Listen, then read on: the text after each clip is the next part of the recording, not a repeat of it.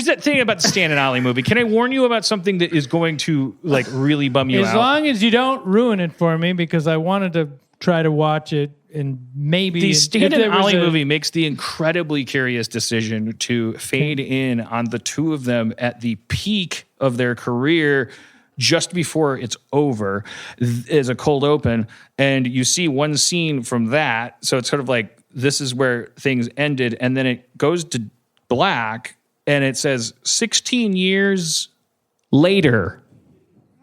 And the entire movie is them old and failed and failing and dying. And that's the whole movie. Oh. Okay. That's kind of what the synopsis of it is when you read about it. I knew that. Okay. So you're going to love it. I don't know yet. Did you not like that about it? I thought it was a strange choice just because, and then you're going to say, oh, what do you want? Well, I don't know. You want to see the day they meet? You want to, I'm kind of thinking, I'm like, yeah. Like I'm not, what am I, fucking like Philistine for thinking like, well, okay. Can I make some assumptions here? 90 minutes, 100 minutes. Give me 20 of the two of them as individuals, 10 pages each. Like, show them meeting, cross the threshold of them working together, show them rising to prominence, meet with the goddess in page 60, and fucking and then have difficulties start to happen, tearing them asunder, but then they choose each other over the system. I mean, where the story go. I'm not saying tell me which story happens, but I'm just saying that rhythm. But I think the problem probably was that they were sort of like the monkeys. I mean, they were assembled, right? I got that implication from the movie. Maybe. That they were placed together. That it was sort of like, oh, you're funny and you're funny. You guys should do like a fat guy, skinny guy act. But still, even as I say that out loud, I'm like, I'd love to be a fly on the wall of that scene. Yeah. Okay. Because oh God, this guy. I don't know what you want me to say. I purposely didn't watch it because you and Cody said we should watch it. I come back from Atlanta, you watch it, and the last 3 times we've hung out, you're telling me how shitty it is. I don't even get a chance to watch it untainted. You tainted it. You always tainted my stuff. Why you gotta taint so much? One more, please. Tainter. All right, I'm sorry about that. No, you're not. No, I didn't really I'll tell you the truth. I had a chance to watch it, and I said, no. We all said we were going to watch it together, and that would have been a nice moment. And now we don't have that moment.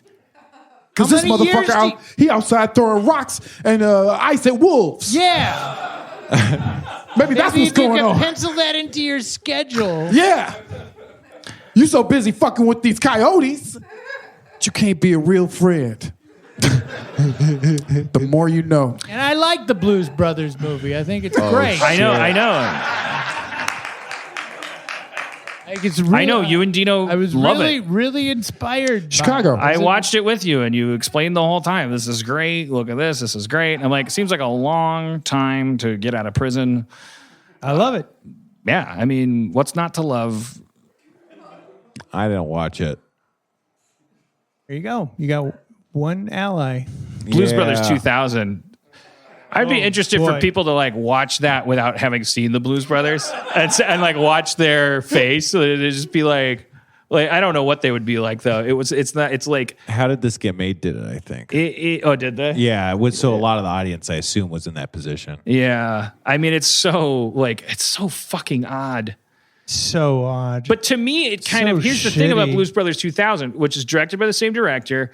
It to me, part of what Blues Brothers 2000 does is it shines a spotlight. Here's the thing.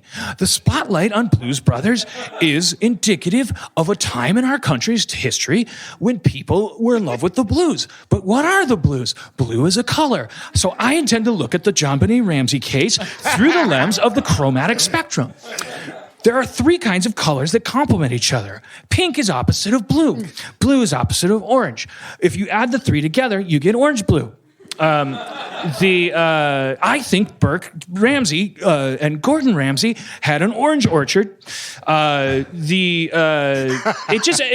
it's like the second one is like it's shot in HD and it's sort of like it's definitely very much the most incentivized to recapture the magic of the first one. And it's kind of interesting to me that like when you try to recapture the magic of the first one, you end up with something incredibly confusing. Is it one of those movies where it's just sort of like, well, look at them, they were having a good time. Like it's like Easy Rider. You watch Easy Rider and you're like, look, I'll take a flyer on this being historical, but to me it looks like guys dicking around. Like, but then you find out it was important that they were dicking around. They needed to dick around. It was so important. I was like, okay, so good movie becomes like a little bit, you got one foot out, like, oh, it's a good movie because it said fuck you to Paramount or something. I'm like, why? Can I see that scene in the movie? No, you got to watch Dennis Hopper do acid in a cemetery. Okay, well, so Paramount hated it. Okay, well, then it's a good movie. I mean, at the time, it doesn't really hold up, but at the time it was like different than your average comedy that was on because they were a little darker and more alternative. The outfits weren't like, you had Robin Williams. So there is that, where there's like either Robin Williams or I can see that. These cats. And then there wasn't a lot of shit coming out of Chicago film-wise. So there was like a home base win for all the comedians in the scene that was in the Midwest. It'd be like if Dana Gould got famous doing a show in San Francisco. Everybody'd be like, that fucking show was amazing in San Francisco. So you got diehard Chicagoans spread out in LA and in New York that rep that movie because for them, it's their like first like, well, fucking those are our guys. That's our home team. That's our movie. So they quote it like Star Wars fans do. I mean, this is all stuff that's not in the movie. It's all stuff that's smeared outside the movie that it's like, oh, if you understood how important this movie was to Chicago and to improv and to comedy and to a generation and to things. I read the Saturday Night Live like book, whichever the one was, like, I don't know, Live from New York, like the oral history one that kind of walked you through it. It was sort of semi-authorized in that it was like interviews with everybody. And that was the part that kind of fascinated me because that was before my time. I mean, I was a little kid. I remember the Blues Brothers being a thing, but I was like always sort of like, what's going on with this grown-up shit? Like, why are they be like, Mommy, why do they care that fat man is like doing a somersault? And she'd be like, my mom didn't go like, you got to understand Chicago's finally getting its props in the comedy scene and the alternative is Robin Williams. Like my mom was just like, I think my mom was enjoying the Blues Brothers and she was probably like, it's just fun for him to dance or something. And I was like, okay, I get all that. I just sort of like, when are you allowed to be like, this movie, I mean, it's just like Rotten Tomatoes. That's why it doesn't. You can say you don't like the movie anytime. Yeah. You could say anytime, I don't like this movie. Closer and it's to okay. release is better. It's okay. It's all right. Go ahead. It's growing on me. Oh, shit. I like the nun scene. I like how hard she hits him. And there's Aretha Franklin. Yeah, that's hilarious.